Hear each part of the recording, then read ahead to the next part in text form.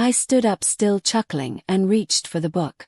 "You don't even know what you're walking away from," I said, flipping to the back page. His expression shifted slightly, curiosity mixing with suspicion. "What are you talking about?" he asked.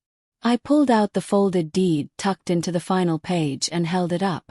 This is the deed to a vacation house I bought for us.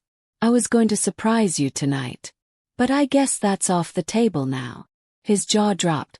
You bought a vacation house?" I smiled sweetly, slipping the deed into my purse. "Looks like Mara won't be enjoying that, will she?" For the first time all evening, Todd looked genuinely stunned. His face twisted between disbelief and panic, and he struggled to find words. "You bought a house?" I tilted my head, my smile never wavering. "Since I realized I can't depend on you for anything meaningful. While you were busy finding excitement with a 20-year-old, I was building a future for us. Silly me for thinking we wanted the same things." Todd muttered something under his breath, tossing the book onto the table like it was trash. I stared at him, my chest tightening as I tried to process what had just happened. "What?" he said, waving a hand dismissively at the handmade scrapbook I'd spent weeks putting together. "This is the best you could come up with. A pile of pictures and sentimental garbage." "You're ridiculous, Lydia." My hands clenched in my lap, nails pressing into my palms, but I forced myself to stay calm. "I thought you'd appreciate something meaningful," I said quietly. "It's a collection of memories, everything we've been through together." He rolled his eyes. "What we've been through? Please. I'm tired of all this overly emotional crap. You could have got me something useful, but instead you waste time on nonsense like this. It's embarrassing." I took a deep breath, trying to keep his words from cutting too deep. "Todd." He cut me off, standing up and running a hand through his hair. "You don't get it, do you? This isn't working anymore. You're not working anymore. I need someone who can actually add value to my life, not drag me down with this pathetic attempt to be thoughtful." My stomach twisted. "What are you saying?" He smirked, crossing his arms. "I'm leaving you, Lydia. I've met someone else, Mara. She's 20, exciting, and she actually knows how to have fun, unlike you." His words hit me like a punch to the gut, but I refused to let him see how much they hurt. "And you think this is the right way to tell me?" I asked, my voice trembling slightly, but steady enough. He laughed, cold and dismissive. "That's the problem, Lydia. You're all heart and no substance. I deserve more."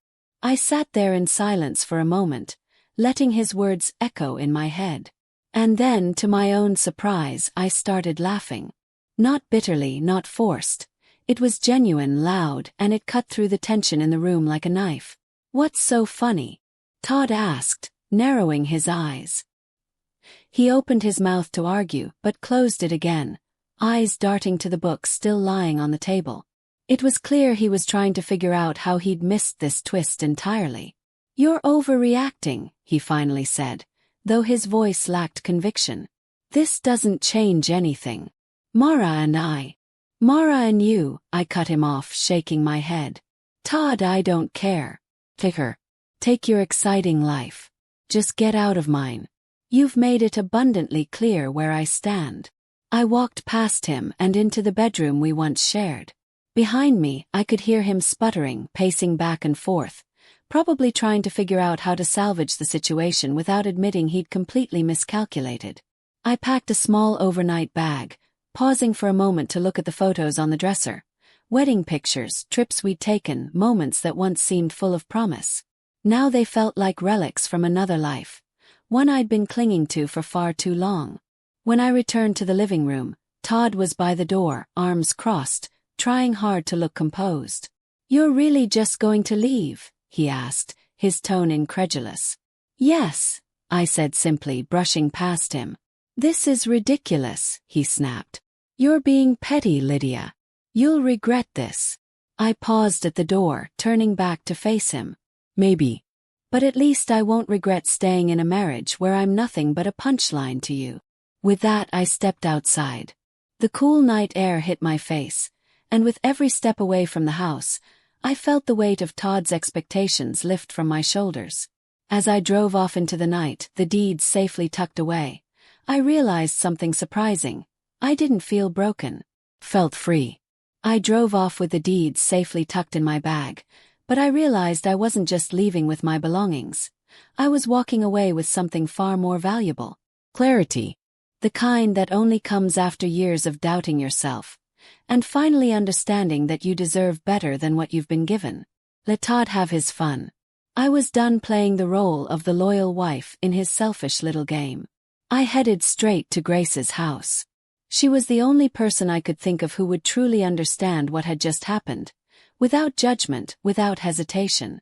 When she opened the door, she took one look at me and frowned. "What did he do this time?" she asked. "Can I come in?" I replied, my voice steady but tired. She stepped aside without a word.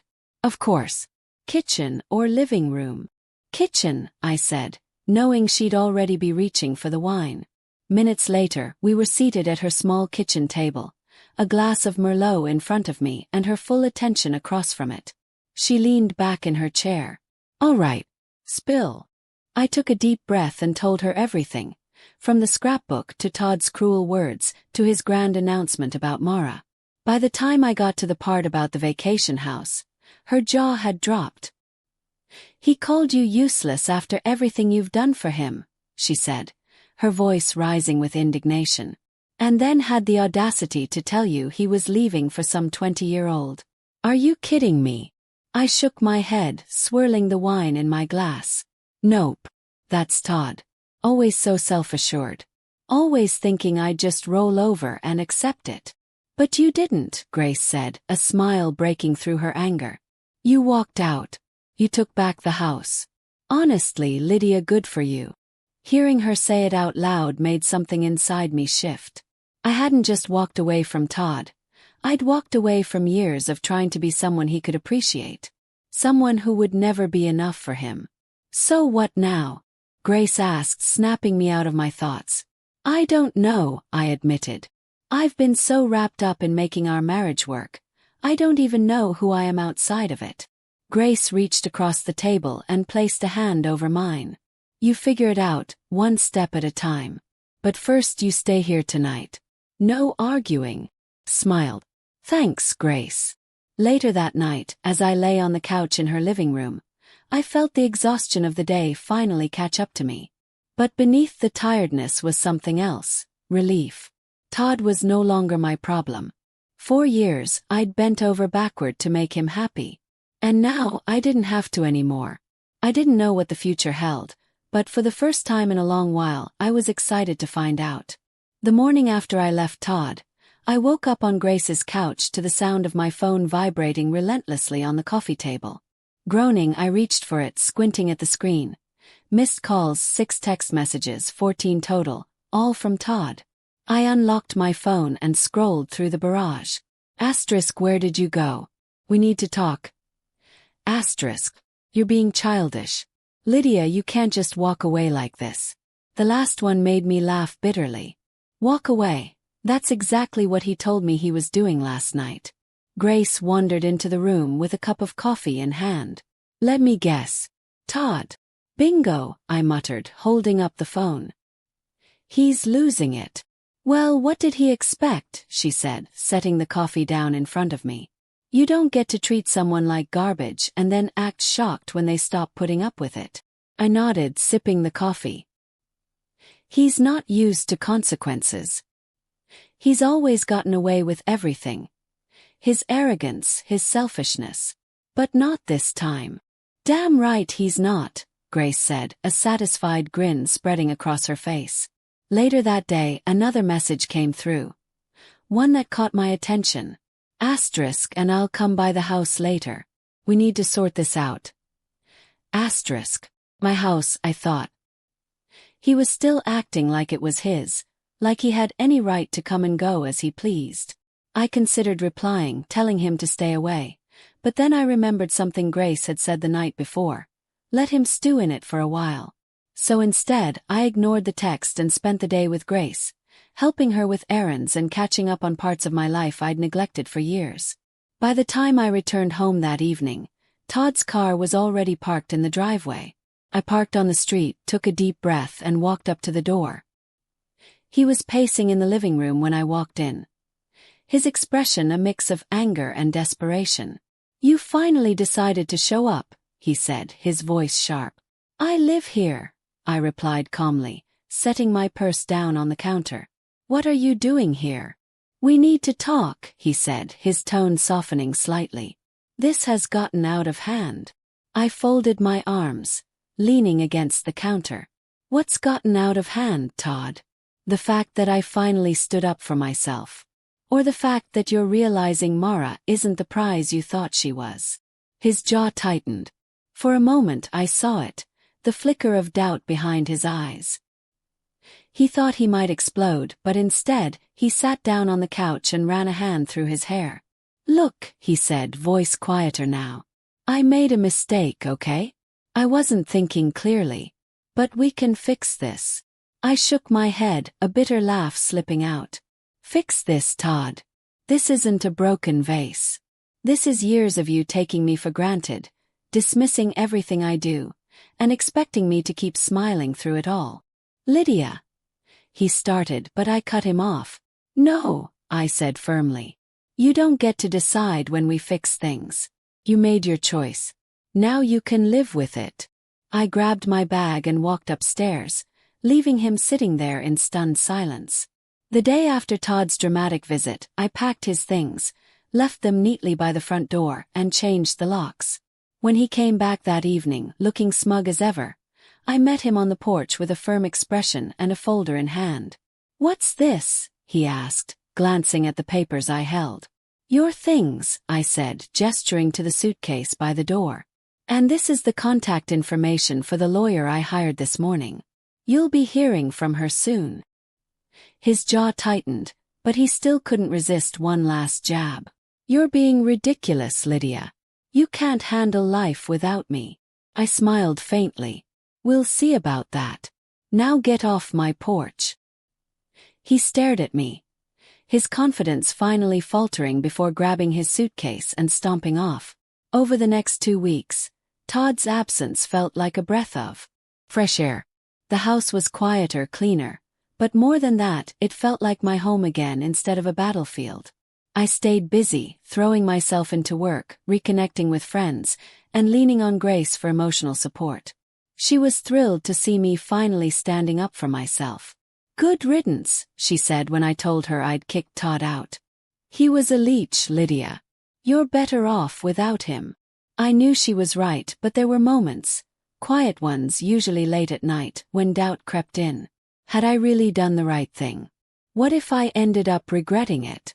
But those thoughts didn't last long, especially not after I got the call from Todd. "Lydia," he said, his voice tight with frustration. "We need to talk." I sighed, already tired of the conversation before it even began. "What do you want, Todd?" "It's Mara," he muttered, bitterness dripping from every word. "She's gone." The corner of my mouth twitched. "Is that so?" "She laughed at me," he spat, the words coming out in a rush. "Said I was pathetic.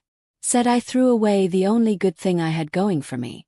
She couldn't believe I let you keep the house." Now I was smiling outright. "Ah, the house. I'm sure that stung." "She said I was an idiot," he continued, ignoring my sarcasm. "A complete loser for losing everything you worked for. And then she walked out." It was almost too satisfying to hear the man who dismissed me, belittled me, and thought he could replace me with someone younger was finally facing the consequences of his actions. "And now you're calling me," I said, my tone cool. "Why?" "I made a mistake," he said, his voice softening. "A huge mistake. Can we talk? Please?" I shook my head, even though he couldn't see me. "No, Todd. We have nothing to talk about. You made your bed. Now you can lie in it." Before he could respond, I hung up, letting the silence settle around me like a warm blanket. That night, as I sat on the couch with a cup of tea, I felt a deep sense of relief. Todd's life was unraveling, but for the first time it wasn't my problem. I had my life back and I wasn't looking back. The divorce process moved faster than I'd anticipated. My lawyer helped me organize my finances, document everything, and ensure that I'd be protected. Now, as I sat in her office reviewing the finalized paperwork, I felt a strange mix of emotions: relief, closure, and a lingering twinge of disbelief that this chapter of my life was finally ending. "Everything looks solid," she said, flipping through the pages. "Todd doesn't have much leverage here, especially since he hasn't contested anything. Frankly, I think he knows he's not in a position to fight you." I nodded, a small smile tugging at my lips. "I think he's finally realized I'm not the pushover he thought I was." He chuckled. "I'd say you've made that very clear." As I left her office that afternoon, a weight I hadn't realized I was carrying seemed to lift. The paperwork was filed, my finances were secure, and Todd was officially out of my life, on paper and in reality. The timing couldn't have been more perfect. That same evening, Grace came over with a bottle of wine and her usual flair for celebrating my victories. "To Lydia," she said, raising her glass. "The woman who finally kicked Todd to the curb and reclaimed her life." I laughed, clinking my glass against hers. "To Grace, the friend who never once said, 'I told you so.'" "Not yet anyway," she teased, taking a sip. As the night went on, we talked about everything. My plans for the future, her latest escapades, and of course Todd. It was the kind of evening I hadn't realized I needed. A reminder that I wasn't alone and that life finally was mine to shape. "So dramatic fall from grace, huh?" Grace said, leaning back on the couch with a smirk. "Do you think he's still crying over Mara?" "Probably," I replied, grinning. "But it's not like he has much else going for him anymore. No wife, no house, no mistress." "Honestly, I almost feel bad for him," she added. "Almost," I echoed with a laugh. That night, after Grace left, I sat alone in the quiet of my home, reflecting on everything that had happened. The old me, the one who bent over backward to keep Todd happy, who worried endlessly about his approval, felt like a distant memory. This new version of myself, the one who could laugh at his downfall and find joy in reclaiming my life, was here to stay. Todd had underestimated me, but I hadn't underestimated myself. For the first time in a long time, I felt like I was exactly where I was meant to be. The weeks after the divorce were a whirlwind of change, but this time, the chaos felt like mine to control. Without Todd's shadow looming over every decision, I found myself rediscovering the pieces of me that had been buried under years of his criticism and demands. It wasn't just about rebuilding, it was about thriving. One of the first things I did was visit the vacation house. For so long, it had been an abstract symbol of hope, a promise of something better for our future. But now it was mine, completely untethered from Todd or his arrogance. When I pulled up to the property, nestled against the backdrop of a serene lake and surrounded by towering pines, I felt a rush of pride. I'd done this. I'd made this dream a reality. Not for Todd, not for us, but for me. Inside, the house was everything I'd imagined. Cozy but spacious, with large windows that framed the picturesque view. I spent the weekend there alone, unpacking boxes, arranging furniture, and savoring the peace that came with knowing I no longer had to share it with someone who didn't value me. Grace came to visit the following weekend, bringing her usual brand of contagious energy. "This place is amazing," she said, spinning in a slow circle in the living room. "How did you keep this a secret for so long?" "I don't know," I admitted, laughing. "I think I wanted it to be perfect before I shared it with anyone. And honestly, part of me was afraid Todd would ruin it." "Well," she said, plopping onto the couch, "it's perfect now. And you deserve every bit of it." I smiled, feeling a warmth that had nothing to do with the sunlight streaming through the windows. I truly deserved something good. As the weeks turned into months, I started filling my life with things I'd put on hold for too long. I took up photography again, spending hours capturing the beauty of the lake and the surrounding woods. I joined a local book club, something Todd had always scoffed at as a waste of time, and I started traveling, not for work, not to meet anyone's expectations, but simply because I wanted to. Each new experience felt like a small rebellion against the version of myself I'd been with Todd. I wasn't just living, I was thriving. One evening, as I sat on the deck of the vacation house with a glass of wine in hand, I thought about the life I'd left behind. There was no anger anymore, no bitterness. Just gratitude for the lessons I'd learned and the freedom I'd gained. A few months after the divorce was finalized, life felt like it had finally settled into a new rhythm. The vacation house became my sanctuary, a place where I could be alone with my thoughts or invite friends over to share the peace I'd found. Grace visited often, usually with a bottle of wine and stories about her latest adventures. "You've completely transformed, you know that," she said one evening as we sat by the fire pit overlooking the lake. I looked at her, raising an eyebrow. Transformed? How? Grace grinned. The old Lydia would have been fussing over everyone else's comfort, worried about whether the cushions were fluffed or the glasses were filled. This Lydia. She gestured at me, sitting in sweatpants with a cozy blanket wrapped around my shoulders. She's relaxed, happy, and not giving a damn about what anyone thinks. I laughed, sipping my wine. I guess I've realized I can only control my own happiness. Trying to make Todd happy was like pouring water into a bucket with a hole in it. It was never enough. Those lessons extended beyond the house, too. I started freelancing, something I'd always wanted to do but never pursued because Todd thought it was too unstable. Now my schedule was my own and the freedom was exhilarating. One of my clients, a design firm, invited me to lead a workshop for their team. The experience reignited a confidence in me I hadn't felt in years. "Why haven't you started your own business?" the CEO asked after the workshop. The question lingered in my mind long after I left the meeting. Why not? Why hadn't I done it sooner? A few weeks later, I started laying the groundwork for my own consulting firm. It was terrifying, like standing on the edge of something huge and not knowing if I'd fly or fall. But for the first time, I wasn't holding myself back out of fear of failure or worse, Todd's disapproval. Grace cheered me on every step of the way, even helping me come up with a name for the business. "Phoenix Consulting," she suggested, her eyes sparkling with excitement. "Because you've risen from the ashes like the badass you are." I rolled my eyes but couldn't help smiling. Phoenix Consulting it is. As I poured myself into building the business, I felt a sense of purpose that had been missing for years. Every small win, a new client, a glowing review, a successful project, was a reminder of how far I'd come. And for every win, there was a quiet moment of gratitude. Gratitude for the strength I'd found, for the friends who'd stood by me, and for the chance to rebuild my life on my own terms. One evening, as I sat on the deck with my laptop, finalizing plans for a new project, my phone buzzed with a message. It was from Todd. "Can we talk?" I stared at the screen for a moment before deleting the message without replying. Some things were better left in the past. 6 months after I walked away from Todd, I stood on the deck of the vacation house watching the sun dip below the horizon.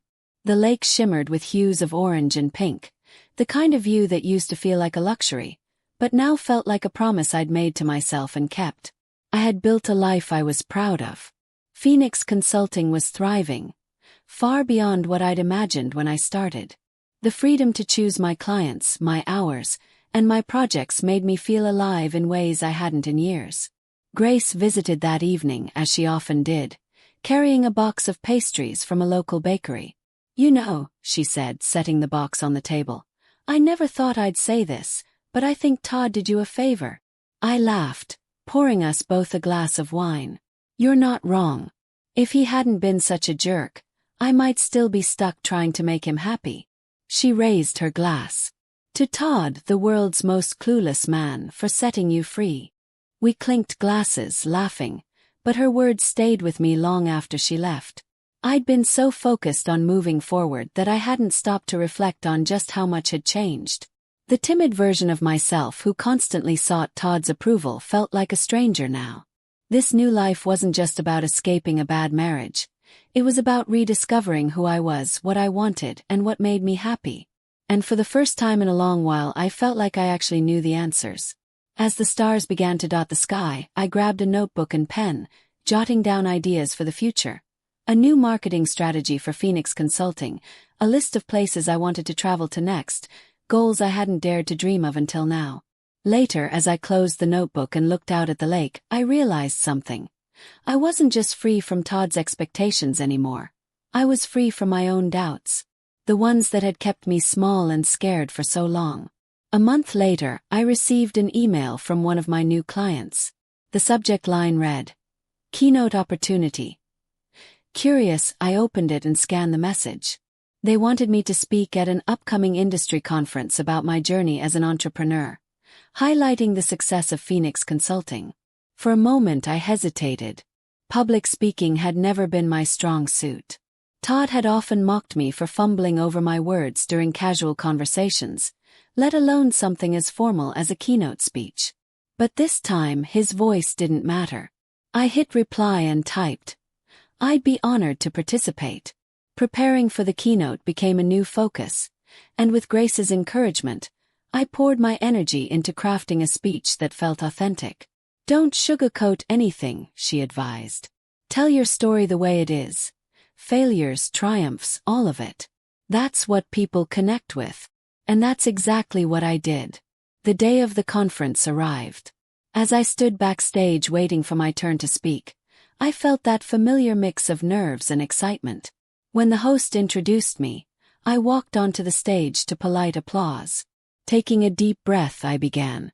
"My name is Lydia. And a year ago, I never would have imagined standing here. Back then, my life revolved around trying to meet the expectations of someone who didn't believe in me. But today, I'm here because I chose to believe in myself." As I spoke, sharing the story of how Phoenix Consulting was born from a place of rediscovery, I noticed heads nodding in the audience. People leaned in, smiled, even jotted down notes. I felt like my voice mattered, not just to me but to others. After the speech, several attendees approached me to share their own stories of struggle and resilience. "You inspired me today," one woman said, her eyes bright with emotion. "Thank you for reminding me it's never too late to start over." Her words stayed with me as I left the conference feeling more empowered than ever. That evening, as I sat on the deck of the vacation house, I thought about everything that had led me here. The heartbreak, the betrayal, the doubts. It had all been part of the journey. Todd was a distant memory now. His texts and calls long ignored. Mara had been right, he was a loser. But I didn't need validation from her, from him, or from anyone else. I had built a life I loved. One step at a time. And it was just getting started. This was my story now. And I was writing every word.